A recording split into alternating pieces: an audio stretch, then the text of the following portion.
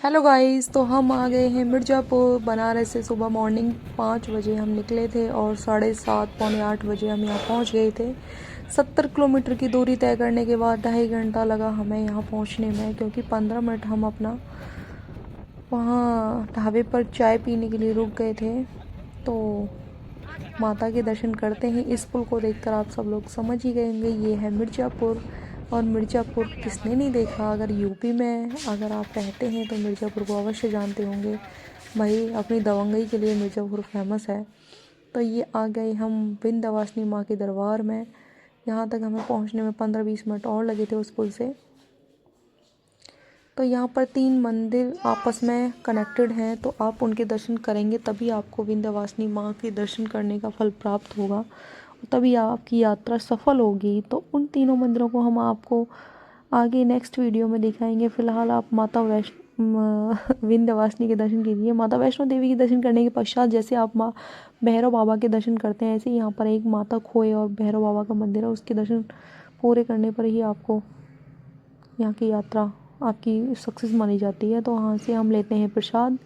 इस दुकान से हमने प्रसाद लिया था, नारियल चढ़ाने के लिए, फूल पत्ती। वैसे अगर आप कभी कोई इस वीडियो को देखकर जाने का सोचे तो प्रसाद वहाँ पर चढ़ाया नहीं जाता है, सिर्फ माता के चरणों से लगाकर आपको वापस दे दिया जाता है। बाकी आप कुछ भी ले सकते हो। तो फर्स्ट टाइम जो भी जाता है तो वो तो खरीदता ही है। तो मैंने माता को चढ़ाने के लिए चुन्नी और फूल माला के साथ नारियल को दिया था। मुझे उन्होंने चांदी से टच करके मुझे दे दिया था। तो ये आगे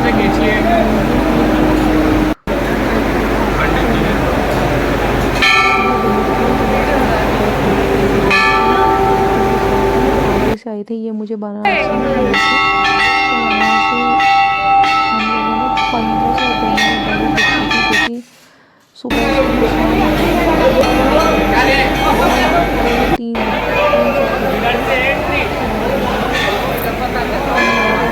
2 दिन वहाँ पर घूमते ही रहे थे। तो इनकी वजह से मैं मिर्ज़ापुर जा पाई, अदरवाइज़ मुझे तो पता भी नहीं था कि मिर्ज़ापुर का में माता का कोई मंदिर भी है।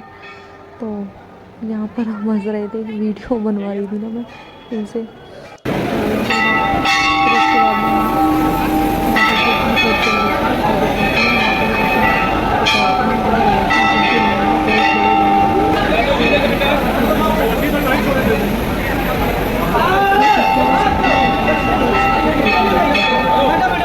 साथ में वही लड़की जिनकी उन्होंने पूरे फेरे ना माता को धरती पर, तो इतना ही शक्ति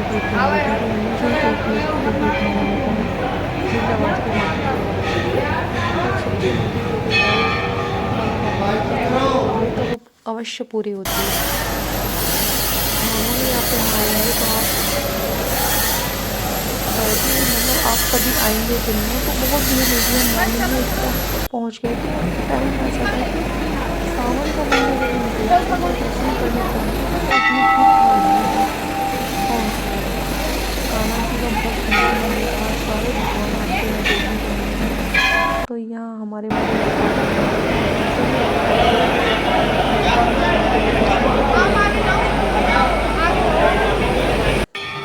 तो यहाँ पर चलते हैं, आपको दिखाते हैं, पूरी यात्रा कराते हैं, मिर्ज़ापुर का शहर कराते हैं। बीच में तालाब भी मिलेंगे, नदियाँ भी मिलेंगी, सुंदर दृश्य भी मिलेंगे देखने के लिए। तो धूना लगाए हुए यहाँ पर लोग बैठे थे। अच्छा, मंदिरों में आजकल बिजनेस पहुँच गया है, तो VIP लाइन होती थी। आप 500 रुपये दोगे तो अंदर जाओगे, डायरेक्ट माता को पैर छू के आओगे, टच करके आओगे, अच्छे से दर्शन करके आओगे। अगर नहीं दोगे तो आपको बाहर से ऐसे ही, जैसे इनको निकाल रहे हैं वैसे ही हमको निकाल लिया था। वैसे भी श्रद्धा से आप 100-50 रुपये जो भी आप चढ़ाओ नारियल, उनके लिए प्रसाद मायने रखता है, पैसे मायने रखते हैं। पुजारियों ने ज़्यादातर बिजनेस बना रखा है। किसी भी बड़े मंदिर में चले जाओ आप, कोई सेलिब्रिटी हो, कोई बड़े रिच फैमिली से आते हो, तो आपको अच्छे से बैठ के दर्शन कराएंगे। अदरवाइज़ नॉर्मल व्यक्ति को रह के दर्शन होते हैं। और सुनते ही भगवान उन्हीं के हैं जो जितना कष्ट झेल कर माता के दरबार तक जाता है। सिर्फ एक झलक की मिल जाए माँ की, इसी में आपका।